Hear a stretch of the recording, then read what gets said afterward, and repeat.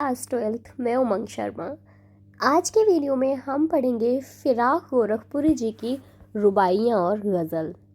ये आपके टर्म 2 के सिलेबस में आएगा, तो आप ध्यान से पढ़िएगा और इजी है, सरल है। आपका अध्याय 9 है आपकी किताब से। और इससे पहले वाले जो चैप्टर आपके टर्म 2 में आएंगे वो ऑलरेडी अपलोड कर दिए हैं, तो आप प्लेलिस्ट पे जाकर देखो, आपको मिल जाएगा। चलिए शुरू करते हैं। पहले एक बार देख लेते हैं कि रुबाइयाँ और गज़ल होता क्या है। देखिए, अगर हम रुबाइयाँ की बात करें तो रुबाइयाँ एक उर्दू और फ़ारसी के छंद होते हैं, जिसमें जो पहला दूसरा और जो चौथी लाइन होती है वो उनमें तुकान मिलता है। तुकान क्या होता है, जैसे लास्ट का जो होता है ना, वो राइमिंग हो रही होती है। बाकी और अगर हम गज़ल की बात करें तो गज़ल क्या होता है, गज़ल आप कह सकते हैं कि बहुत सारे शेर होते हैं जिनको आपस में मिलाकर प्रस्तुत किया जाता है। आइए पढ़ते हैं शुरुआत की 4 पंक्तियाँ। आंगन में लिए चांद के टुकड़े को खड़ी, हाथों पे झुलाती है उसे गोद भरी। रह रह के हवा में जो लोका देती है, गूंज उठती है खिलखिलाते बच्चे की हंसी। इन पंक्तियों में एक माँ और बच्चे के स्नेह को बताया गया है कि माँ और बच्चे में किस तरीके का स्नेह होता है, उसको इसमें दर्शाया गया है। तो पंक्तियों का सबसे पहले, जैसे हम हमेशा करते हैं कि पहले पंक्तियों में आपको प्रसंग लिखना होता है। प्रसंग में क्या है, प्रस्तुत काव्यांश हमारी पाठ्य पुस्तक आरोह भाग 2 में संकलित रुबाइयों से उद्धृत है। इसके रचयिता उर्दू फारसी के प्रमुख शायर फारिक गोरखपुरी हैं। इस रुबाइयों में कवि ने माँ के स्नेह का वर्णन किया है। आप देख रहे होंगे कि प्रसंग के लिखने का तरीका कभी नहीं बदलता, हमेशा वही रहता है। तो अगर आप एक बार समझ जाएंगे, और वो बहुत ही सिंपल है कि प्रस्तुत पद्यांश हमारी या प्रस्तुत काव्यांश हमारी पाठ्य पुस्तक, जिस भी पाठ्य पुस्तक से लिया गया हो और जिस चैप्टर से लिया हो, फिर आपको वो लिखना है। उसके बाद उसके रचयिता कौन है, आपको वो लिखना होता है। और एक लाइन में या ज़्यादा से ज़्यादा 2 लाइन में आपको बताना होता है कि इन पंक्तियों में क्या बताया गया है। जैसे इसने बताया है कि इन रुबाइयों में आपको क्या है, माँ के स्नेह के बारे में वर्णन किया गया है। अब हम देखेंगे इसकी व्याख्या। शायर कहता है कि एक माँ चांद के टुकड़े अर्थात अपने बेटे को अपने घर के आंगन में लिए खड़ी है। बच्चे को हमेशा माँ ऐसे प्यार में बोलती है ना, मेरा बच्चा चांद जैसा है। तो वही कहा जा रहा है कि अपने चांद के टुकड़े को अपनी गोद में लिए अपने आंगन में खड़ी है। वही अपने चांद के टुकड़े को अपने हाथों में झुलाने लगती है। छोटे बच्चे को जो हवा में उछाल के अपने बच्चे को गोद में हाथों में झुलाया जाता है ना, वैसे ही माँ अपने बच्चे को गोद में झुला रही है। बीच बीच में वह उसे हवा में भी उछाल देती है।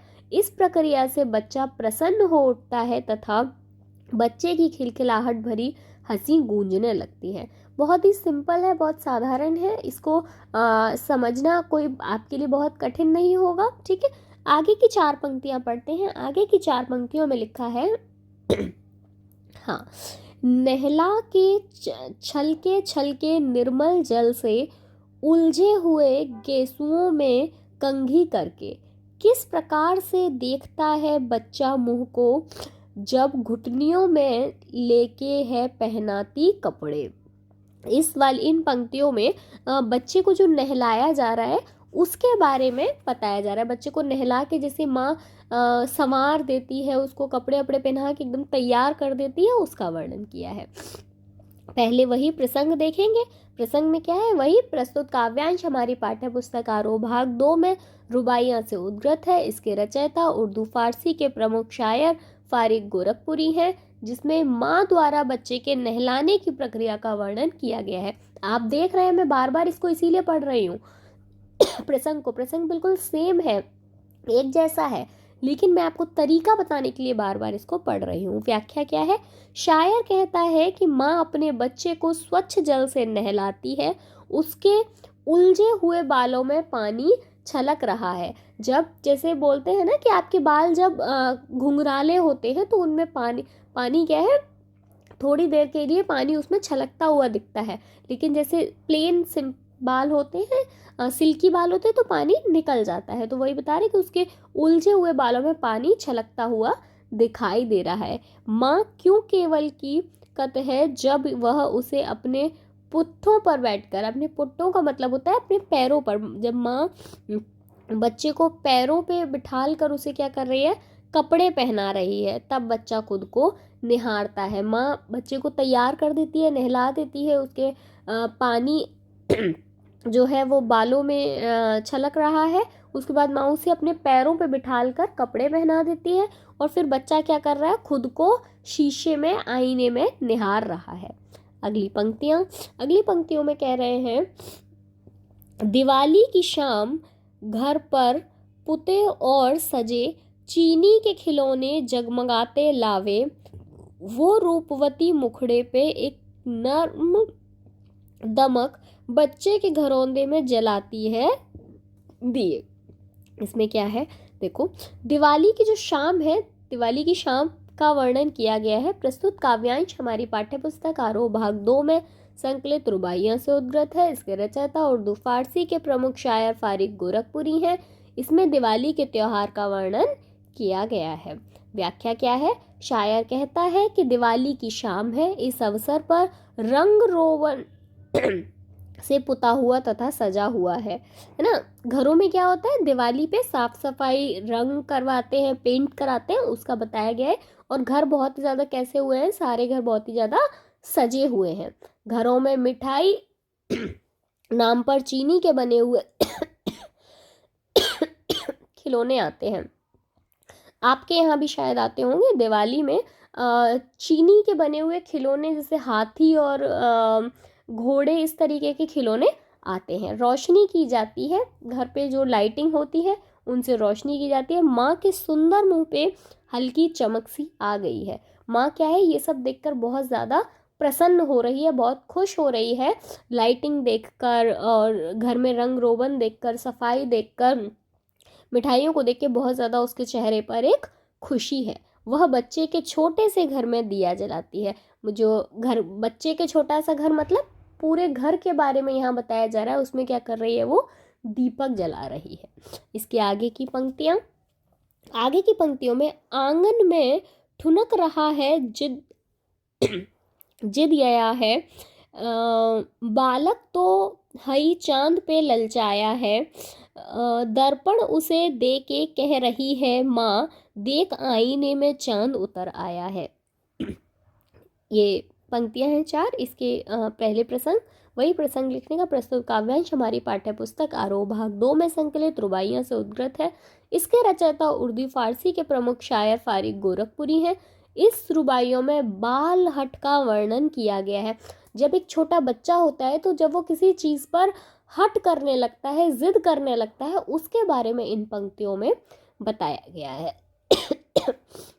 व्याख्या, शायर कहता है कि छोटा बच्चा आंगन में मचल रहा है मतलब जिद कर रहा है।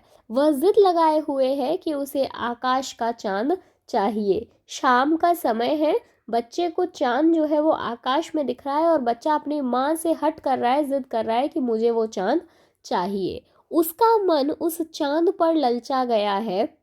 माँ उसे दर्पण में चांद दिखाते हुए कहती है कि देख बेटा, दर्पण में चांद उतर आया है।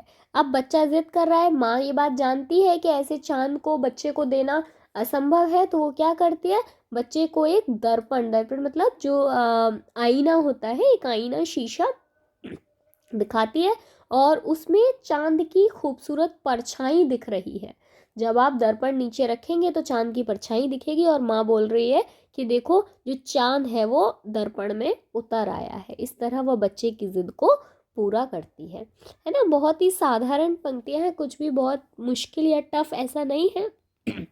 आगे, रक्षाबंधन की सुबह, रस की पुतली, छाई है घटा गगन की हल्की हल्की, बिजली की तरह चमक रहे हैं लच्छे, भाई के हैं बांधती चमकती राखी। ऊपर की पंक्तियों में दीपावली का वर्णन किया था, जो तीसरी पंक्तियां थी। अब जो है वो प्रसंग है, यहाँ पे रक्षाबंधन के त्योहार का वर्णन किया गया है। प्रस्तुत काव्यांश हमारी पाठ्य पुस्तक आरोह भाग 2 में संकलित रुबाइयाँ से उद्गत है।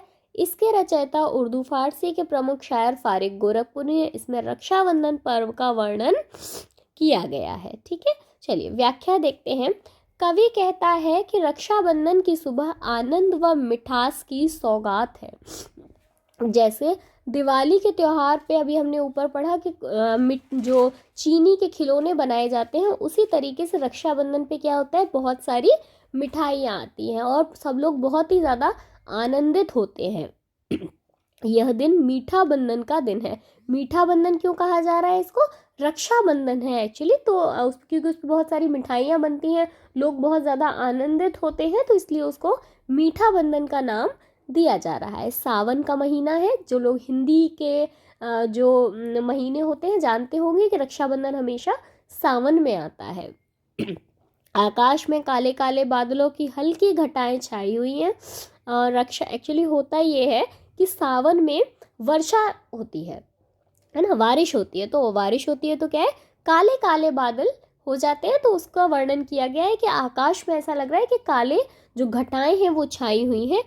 इन बादलों में बिजली चमक रही है। उसी तरह राखी के लच्छे भी बिजली की तरह चमक रहे हैं। बहुत ही खूबसूरत, मतलब 2 पंक्तियां हैं लेकिन बहुत ही खूबसूरत पंक्तियां हैं कि जिस तरीके से जब बिजली चमकती है, आकाश में जब बिजली चमकती है तो एक रोशनी होती है। उस रोशनी की तुलना किससे की गई है? उस रोशनी को बताया गया है कि जो राखी चमकती है, राखी पे जो नग लगे होते हैं, जो उस पर लेस लगी होती है, वो सब क्या है, चमकती है। उसी प्रकार चमकती है जैसे कि आकाश पे बिजली चमक रही है। बहन अपने भाई की कलाई पर चमकती राखी बांधती है। ठीक है, इसके बाद यहाँ से हमारी रुबाइयाँ ख़त्म हो जाती हैं। अब बात आती है गज़ल की। हम ऊपर बात कर चुके हैं कि गज़ल क्या होता है। छोटे, मतलब काफ़ी सारे शेर होते हैं जिनको एक साथ लेकर आया जाता है। क्या है? गौरस गूंजे पंखड़ियों की, नाजुक घेरे खोले हैं, या उड़ जाने को रंगोबू गुलशन में पर तोले हैं। देखिए मैं आपको अब आप देखेंगे, देखिए ऊपर हमारी रुबाइयाँ थी, नीचे गज़ल आई, लेकिन प्रसंग लिखने का तरीका यहाँ पर नहीं बदला। प्रस्तुत शेर, अब बस यहाँ पे, वहाँ वो काव्यांश था, यहाँ पे शेर आ गया। हमारी पाठ्य पुस्तक आरोह भाग 2 में संकलित गजल से उत्कृत है। इसके रचयिता फारिक गोरखपुरी जी हैं। इस शेर में बसंत ऋतु का वर्णन किया गया है। आपको कैसे पता चला है यहाँ बसंत ऋतु का वर्णन किया गया है, वो हम व्याख्या से देखेंगे। देखिए, कवि कहते हैं कि बसंत ऋतु में नए रस से भरी कलियां की कोमल पंखुड़ियां भी की गांठें खुल रही हैं। जब भी वसंत ऋतु आती है तो जो फूल होते हैं वसंत ऋतु में जो कलियां होती हैं, पुष्प पे, जो पेड़ पे जो कलियां होती हैं, वो बहुत नई नई कलियां खिलने लगती हैं। वे धीरे धीरे फूल बनने की ओर अग्रसर है। जब भी कोई फूल बनता है तो वो पहले एक बहुत छोटी सी कली होती है, उसके बाद उसका बढ़ना शुरू होता है, तब वो एक पुष्प बनता है या एक फूल बनता है। ऐसा लगता है मानो रंग और सुगंध दोनों आकाश में उड़ जाने के लिए पंख फड़फड़ा रहे हैं। रंग और सुगंध मतलब यहाँ पे पुष्प के रंग और फूल से, पुष्प से आने वाली खुशबू की बात की जा रही है, सुगंध की बात की जा रही है। जब वो एक कली से फूल में बदल रही है, उस समय पर ऐसा प्रतीत होता है या ऐसा लगता है मानो क्योंकि आप मतलब थोड़ा सा दिमाग में एक इमेजिनेशन करेंगे तो आपको समझ में आएगा। जब कली बढ़ती है धीरे धीरे, वो क्या है, खिलना शुरू हो रहा है, उसका जो आकार है वो बड़ा हो रहा है, आकार बड़ा हो रहा है, तो ऐसा लग रहा है कि अब ये और ज़्यादा बड़ा होकर इसकी खुशबू, इसकी सुगंध और इसका रंग आकाश में फड़फड़ाना चाहता है। दूसरे शब्दों में, बाग में कलियां खिलते ही सुगंध फैल जाती है। जब किसी पार्क में, किसी बाग में बहुत सारी कलियां खिलती हैं तो बहुत अच्छी सी महक आती है, खुशबू आती है। आगे बढ़ते हैं, दूसरी गज़ल देखते हैं। दूसरी गज़ल है यहाँ पे, तारे आंखें छपकावे हैं, जर्रा जर्रा सोए हैं, तुम भी सुनो हो यारो, सब में सन्नाटे कुछ बोले हैं। इसमें प्रसंग वही प्रस्तुत शेर हमारी पाठ्य पुस्तक आरोह भाग 2 में उद्गत गज़ल से संकलित है। इसके रचयिता फारिक गोरखपुरी हैं, जिसने शायर ने रात के तारों का सौंदर्य का वर्णन किया गया है। क्या व्याख्या है? शायर कहते हैं कि रात ढल रही है, अब तारे भी झपका रहे हैं। देखो, पूरी रात्रि तारे निकलते हैं, जब सुबह का समय होने लगता है, यानी रात्रि अब ढल रही है। रात्रि ढल रही है मतलब बिल्कुल भोर का समय है, बिल्कुल सुबह बस होने ही वाली है। अब क्या है, ऐसा लग रहा है कि तारे भी आंखें झपका रहे हैं। जब सब उठ रहे हैं तब क्या है, तारे आंखें झपका रहे हैं। अब ऐसा लग रहा है इनको नींद आ रही है, अब ये यहाँ से सोने चले जाएंगे। इस समय का कड़गड़ सो रहा है, शांत है। सुबह के समय जब आप बहुत सुबह उठते हैं 4 बजे के आसपास, तो आप देखेंगे आसपास बहुत शांति होती है, ऐसा लगता है हर चीज़ सन्नाटा है, सब सो रहा है। वह कहता है कि हे मित्रों, रात में पसरा यह सन्नाटा भी कुछ कह रहा है, यह भी अपनी वेदना व्यक्त कर रहा है। वो कह रहे हैं कि मेरे मतलब जिनसे वो संबोधित कर रहे हैं, मेरे मित्रों, मेरे दोस्तों, रात में पसरा यह सन्नाटा भी कुछ कह रहा है। ऐसा लगता है कि यह अपनी वेदना कह रहा है। इस रात्रि के सन्नाटे में भी, मतलब अगर आप ध्यान से सुनेंगे तो ये सन्नाटा भी कुछ कह रहा है। कैसे, क्यों कह रहा है? क्योंकि अब रात्रि ढल रही है, अब रात्रि समाप्त होने वाली है, अब धीरे धीरे सवेरा होने वाला है। अगली पंक्तियां, अगली गजल में इन्होंने कहा है कि जो मुझको सॉरी हम हो या किस्मत हो हमारी, दोनों को एक ही काम मिला, किस्मत हमको रो लेवे, हम किस्मत को रो लेवे। अच्छी पंक्तियां हैं। यहाँ पे प्रस्तुत शेर हमारी पाठ्य पुस्तक आरोह भाग 2 में संकलित गजल से लिया गया है। इसके रचयिता फिराक गोरखपुरी जी हैं। इसमें शायर ने मनुष्य के दोषारोपण करने की प्रवृत्ति के विषय में बताया गया है। आप जानते ही हैं कि हम मनुष्यों का एक स्वभाव होता है कि हम हमेशा एक दूसरे के ऊपर दोष डालते रहते हैं कि मेरा ये काम नहीं बना, इसके पीछे का जो वजह थी वो ये थी। तो उसी के बारे में बताया गया है। शायर कहते हैं कि संसार में मेरी किस्मत और मैं खुद दोनों ही एक जैसे हैं। मैं अपनी किस्मत जैसा हूँ और किस्मत मेरे जैसी है। हम दोनों एक ही काम करते हैं। क्या काम करते हैं दोनों? अभाव के लिए मैं अपनी किस्मत को दोषी मानता हूँ, इसीलिए किस्मत पर रोता हूँ।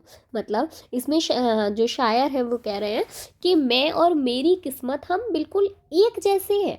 अगर हमारा कोई भी काम नहीं बनता तो मैं इसके लिए किस्मत को दोषी ठहराता हूँ। मैं कहता हूँ कि मेरी किस्मत में ही नहीं था या मेरी किस्मत खराब थी, और वहीं मेरी किस्मत क्या कह रही है? किस्मत मेरी दशा को रोकती है, वह शायद मेरी दीनहीन कर्मनिष्ठा को देखकर झल्लाती है। यही सेम चीज़ मैं किस्मत को कहता हूँ कि मेरी किस्मत अच्छी नहीं थी, और किस्मत मेरे लिए कहता है क्या? कि तूने कर्म अच्छा नहीं किया या तुमने उतनी मेहनत नहीं की, इसलिए तुम्हारा ये काम नहीं बना।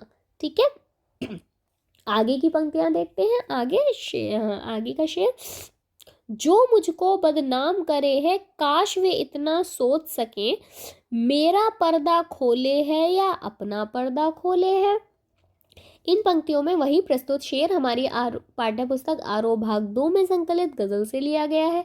इसके रचयिता फारिक गोरखपुरी हैं। इसने शायर ने नदिकों पर प्रहार किया है। देखिए, शायर कहता है कि संसार में, व्याख्या देखते हैं।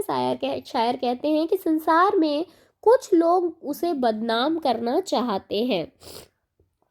ऐसे नदिकों के लिए कवि कामना करता है कि वे केवल यह बात समझ सकें कि वे मेरी जो बुराइयां संसार के सामने प्रस्तुत कर रहे हैं उससे खुद की कमियां उजागर हो रही हैं। वे पर्दा खोलने की बजाय अपना पर्दा खोल रहे हैं। देखिए, इसमें कवि कह रहे हैं कि एक इंसानी प्रवृत्ति होती है जो एक दूसरे को बदनाम करते रहते हैं। तो जो लोग मेरी बदनामी कर रहे हैं वो मेरा पर्दा नहीं खोल रहे हैं, वो अपने स्वभाव का पर्दा खोल रहे हैं। जब मैं किसी की अवहेलना करती हूँ, किसी की बुराई करती हूँ, किसी को बदनाम करती हूँ, तो इससे ये भी तो होता है ना कि सबको ये समझ में आ रहा है कि ये तो अच्छा, इनका तो स्वभाव ही ऐसा है, ये सबके लिए ऐसा ही सोचती है। या ये सब के लिए इसके विचार ही ऐसे हैं। तो कवि वही कह रहे हैं कि जो लोग मेरी बुराई कर रहे हैं वो लोग मेरी कमियां तो उजागर कर ही रहे हैं, साथ में वो अपना जो उनका स्वभाव है, जो उनका व्यवहार है, उसका भी पर्दा खोल रहे हैं, उजागर कर रहे हैं। इसके बाद में नंबर 5, ये कीमती भी अदा करे है, ये कीमत भी अदा करे है हम बदुरुस्ती ए होशो हवास, तेरा सौदा करने वाले दीवाना भी होले है। क्या है ये प्रसंग? प्रस्तुत शेर हमारी पाठ्यपुस्तक आरोह भाग 2 में संकलित गजल से लिया गया है। इसके रचयिता फारिक गोरखपुरी हैं। इसमें कवि ने प्रेम की कीमत अदा करने के बारे में बताया गया है। क्या बताया है? कवि कहते हैं कि हम पूरे विवेक के साथ तुम्हारे प्रेम के लिए पूरी कीमत अदा कर रहे हैं। हम तुम्हारे प्रेम का सौदा करने वाले हैं, इसके लिए हम दीवाना बनने को भी तैयार हैं। कवि कहते हैं कि जो प्रेमी है वह समाज की नज़रों में पागल है। देखिए यहाँ पर कवि जो है वो अपनी प्रेमिका के लिए यहाँ पर उन्होंने एक गज़ल कही है, जिसमें वो कह रहे हैं कि मतलब क्योंकि मैं तुमसे इतना अधिक प्रेम करता हूँ, तो अब मैं क्या कर रहा हूँ ये जो पूरा संसार है, जिसको मेरे प्रेम के बारे में पता चलता है, वो मुझे पागल कह रहे हैं। और क्योंकि वो मुझे पागल कह रहे हैं, इसलिए मैं कह रहा हूँ कि मैंने अपने प्रेम का मतलब तुमसे जो मेरा प्रेम है उसका सौदा करने वाले हैं। ठीक है, आगे इसके बाद अगली गजल है। हाँ, तेरे गम को पासे अदब है, कुछ दुनिया का ख्याल भी है, सबसे छिपा के दर्द के मारे चुपके चुपके रोले हैं। अच्छी गजल है। इसमें कह रहे हैं प्रस्तुत शेर हमारी पाठ्यपुस्तक आरोह भाग 2 में संकलित गजल से उत्कृत है। इसके रचयिता फारिक गोरखपुरी हैं। शायर प्रेम की पीड़ा को व्यक्त किया गया। ऊपर में क्या था, अपनी प्रेमिका के प्रति अपना प्रेम बताया है कि मैं तुमसे कितना अधिक प्रेम करता हूँ। यहाँ पर प्रेम में होने वाली पीड़ा, जब कोई प्रेम में होता है, जब कोई किसी के साथ प्रेम करता है, तो उसमें क्या क्या पीड़ाएं होती हैं उनको बताया है। कवि अपनी प्रेमिका से कहते हैं कि मुझे तुम्हारे गम का पूरा ख्याल है, मैं तुम्हारी पीड़ा का सम्मान करता हूँ, परंतु मुझे संसार का भी ख्याल है। मतलब इसमें कह रहे हैं कि क्योंकि प्रेमी प्रेमिका से दूर है, और जब प्रेमी प्रेमिका से दूर होता है तो मुझे ऐसा नहीं है कि मुझे नहीं पता कि तुम कितनी पीड़ा हो रही है, तुम मेरे पास आना चाहती हो, लेकिन मुझे तुम्हारी पीड़ा का पूरा पूरा एहसास है और मैं उसका सम्मान भी करता हूँ, लेकिन फिर भी मुझे संसार का ध्यान है, संसार का ख्याल है। यदि मैं हर जगह तुम्हारे दुख को सबके सामने गाता फिरूं तो दुनिया हमारे प्रेम को बदनाम करेगी। यदि मैं सबसे बार बार अपने सभी रिश्तेदारों से, दोस्तों से को बार बार ये बताऊं कि मैं तुमसे कितना प्रेम करता हूँ, मैं तुम्हारे पास आना चाहता हूँ, मैं तुम्हारे साथ रहना चाहता हूँ, तो क्या करेंगे लोग? हमारे प्रेम को बदनाम करेंगे, वो उसके बारे में अच्छा नहीं सोचेंगे। इसलिए मैं इस पीड़ा को अपने हृदय में छिपा लेता हूँ और चुपचाप अकेले में रो लेता हूँ। मैं ये बात किसी से कहता नहीं हूँ, मैं क्या करता हूँ, अकेले में ही जाकर अपने आप से रो लेता हूँ। आशा यह है कि प्रेमी अपने दुख को संसार के सामने प्रकट नहीं करते। जितने भी प्रेमी प्रेमिकाएं होते हैं वो इस बात को अपने तक ही सीमित रखते हैं, वो संसार के सामने अपनी पीड़ा को नहीं बताते। इसके बाद फितरत का कायम है तवाजुन, आलमे हुस्नो इश्क में भी उसको उतना ही पाते हैं खुद को जितना खोले हैं। ये भी अच्छी पंक्तियां हैं। वही प्रसंग आप ऐसे ही लिखेंगे। प्रस्तुत शेर हमारी पाठ्यपुस्तक आरोह भाग 2 में गजल से उत्कृत है। इसके रचयिता फिराक गोरखपुरी जी हैं। इस शेर में कवि ने प्रेम की प्राप्त करने का उपाय बताया है। प्रेम को किस तरीके से पाया जा सकता है उसका उपाय कवि ने बताया है। कवि कहते हैं कि प्रेम और सौंदर्य के संसार में संतुलन कायम है। इसमें हम उतना ही प्रेम पा सकते हैं जितना हम स्वयं को खोते हैं। इनमें कवि कह रहे हैं कि जब होता ये है कि जब हम प्रेम में होते हैं तो हम अलग अलग नहीं होते, तुम और मैं, प्रेमी और प्रेमिका एक ही हैं। तो हम तभी प्रेम को पा सकते हैं जब हम खुद को, स्वयं को जितना हम स्वयं को खोते जाते हैं, जितना स्वयं के बारे में कम सोचते हैं, उतना ही हमारा ध्यान कहीं और जाता है, उतना ही हम प्रेम के करीब आते हैं, उतना ही हम तुम्हारे पास में आ सकते हैं। दूसरे शब्दों में प्रेम में पहले स्वयं को मिटाना पड़ता है। जो व्यक्ति जितना अधिक समर्पण करता है उसका प्रेम उतना ही अधिक पाता है। प्रेम मतलब वो कह रहे हैं कि प्रेम में पहले स्वयं को, जो एक स्वयं वाली भावना होती है कि मेरे अपने लिए मुझे ये करना है, ऐसा करना है, वो सबको आपको मिटाना होता है। आप, जो व्यक्ति जितना अधिक समर्पण कर सकता है वो उतना ही अधिक प्रेम को पा सकता है। आगे की गजल में यहाँ पे क्या कह रहे हैं कि आबो ताब अशआर न पूछो तुम ही आंखों रखो हो, ये जगमग बैतों की दमक है या हम मोती रोले हैं। इसमें वही प्रसंग तो आप जैसे लिखते आए हैं वैसे ही लिखेंगे। प्रस्तुत शेर हमारी पाठ्य पुस्तक आरोह भाग 2 में संकलित गजल से उद्धृत है। इसके रचयिता फारिक गोरखपुरी हैं। इसमें कवि ने अपने काव्य सृजन का आधार अपनी व्यथा बताई है। कवि कहते हैं कि तुम्हें मेरी शायरी में जो चमक दमक दिखाई देती है उस पर फिदा मत होना, तुम्हें अपनी आंखें खुली रखनी चाहिए, अर्थात ध्यान से देखना चाहिए। मेरे शेरों में जो चमक है वह मेरे आंसुओं की देन है। दूसरे शब्दों में कवि की पीड़ा से उसके काव्य का दर्द उभर कर आया है। देखिए होता क्या है, जब कोई जब कोई शायरी लिखता है, जब कोई शायर शायरी लिखता है तो लोगों को वो शायरी बहुत अच्छी लगती है, लोग उस पर हंसते हैं, खुश होते हैं, प्रसन्न होते हैं। लेकिन यहाँ पर कवि क्या कह रहे हैं, तुम्हें मेरी शायरियों में जो चमक दमक दिखाई देती है, तुम्हें तो सिर्फ वो दो पंक्तियाँ मैंने लिखी हैं तुम्हें सिर्फ वो दिखाई दे रही हैं, लेकिन वो दर्द मैंने जो लिखा है वो कैसे लिखा है, जब मैं दर्द में होता हूँ, जब मैं शायरी में होता हूँ, जब मैं शायरी लिखता हूँ तो मेरी आंखों में आंसू होते हैं, क्योंकि मैं उस चीज़ का एहसास कर रहा होता हूँ, मैं उस चीज़ को, उस प्रेमी प्रेमिका की दूरी को फील कर रहा होता हूँ। तो वो यही बोल रहे हैं कि तुम केवल उस चमक दमक पर मत जाओ, उस पर फिदा मत हो, क्योंकि जब मैं शायरी लिखता हूँ तो वो दर्द मैं महसूस करता हूँ। अगली पंक्तियाँ, ऐसे में तू याद आए है, अंजुमने में रिंदों को, रात गए गर्दू पे, फरिश्ते बाबे गुनह जग खोले हैं। प्रसंग, प्रस्तुत शेर हमारी पाठ्य पुस्तक आरोह भाग 2 में संकलित गजल से उद्धृत है। इसके रचयिता फारिक गोरखपुरी हैं। यह शेर में कवि ने परिजन की यादों का बखान किया है।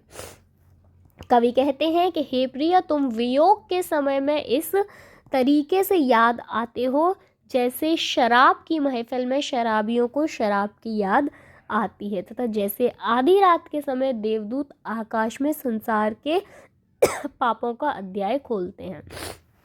इसमें अपने जो प्रियजन होते हैं, जिन लोगों से हम प्यार करते हैं, मतलब ये वही है कि अब एक प्रेमी अपनी प्रेमिका को बोल रहा है कि मुझे तुम्हारी याद बिल्कुल वैसे आती है जैसे किसी महफिल में, महफिल मतलब जो महखाने होते हैं जहाँ पे बैठ के शराब पी जाती है, वहाँ पे जैसे एक शराबी को शराब की तलब लगती है, उसी तरीके से मुझे भी तुम्हारी याद वियोग के समय, मतलब जब मैं तुम्हें याद करता हूँ, जब मुझे तुम्हारी याद आती है, जब मैं किसी बात से परेशान होता हूँ, उस समय मुझे तुम्हारी वैसे ही याद आती है जैसे शराबी को शराब की तलब होती है। इसके बाद अंतिम शायरी, सदके फिराक ए जोजे सुखन के, कैसे उड़ाली ये आवाज़, इन गज़लों के पर्दों में तो मीर की गज़लें बोले हैं। प्रस्तुत शेर हमारी पाठ्य पुस्तकारों भाग 2 में संकलित गद्य संस्कृत है। इसके रचयिता फिराक गोरखपुरी है। इस शेर में शायर अपनी शायरी पर ही मुग्ध है। होता ये है कि आप जब शायरी करते हैं तो लोग वाहवाही करते हैं जब उन्हें शायरी पसंद आती है, लेकिन यहाँ पर इसमें शायर अपनी ही शायरी पर मुग्ध है, उसे अपनी ही शायरी पे इतना उसका मन मुग्ध हो गया है, उसे अच्छा लग रहा है। तो क्या व्याख्या है? फिराक कहते हैं कि उसकी गज़लों पर लोग मुग्ध होकर कहते हैं कि फिराक, तुमने उतनी अच्छी शायरी कहाँ से सीख ली? इन गज़लों के शब्द में हमें मीर कवि की गज़लों की सी समानता दिखाई पड़ती है। भाव यह है कि कविता की शायरी प्रसिद्ध कवि मीर के समान उत्कृष्ट है। एक बहुत ही प्रसिद्ध कवि है मीर। यहाँ पर फिराक गोरखपुरी जी कह रहे हैं कि जब मैं शायरी पढ़ता हूँ, जब मैं शायरी करता हूँ तो लोग मुझसे कहते हैं कि तुमने इतनी अच्छी शायरी कहाँ से सीखी? ऐसा लगता है वो मेरी गज़लों की या मेरी शायरियों की जो तारीफ़ कर रहे हैं वो कैसी बता रहे हैं कि ऐसा लगता है मीर के समान तुम शायरी करते हो, वैसी समानता उनमें दिखाई पड़ती है। ठीक है, तो ये पूरा अध्याय यहाँ से हमने देखा। ये बहुत ही इम्पोर्टेंट चैप्टर है आपके टर्म 2 में आने के हिसाब से। ठीक है, तो आप लोग वीडियो को सेव करके रख लेना और आपको एग्ज़ाम टाइम में काफ़ी हेल्प होगी। मैंने कोशिश की है इसे ईजी वर्ड्स में समझाने की। इससे पहले वाले चैप्टर्स ऑलरेडी अपलोडेड हैं, तो आप वहाँ से देख लो। कोई भी दिक्कत है, आपको समझ नहीं आ रहा है, आप कमेंट करके बताओ, हम डिस्कस करेंगे। मिलेंगे नेक्स्ट वीडियो में, तब तक के लिए bye. Thank you so much. Video पसंद आती है तो लाइक करना मत भूला करो। हमारे लिए यही एक मोटिवेशन है जिससे हमें पता चलता है कि आपको हमारा काम पसंद आ रहा है। Bye bye, thank you so much, all the best.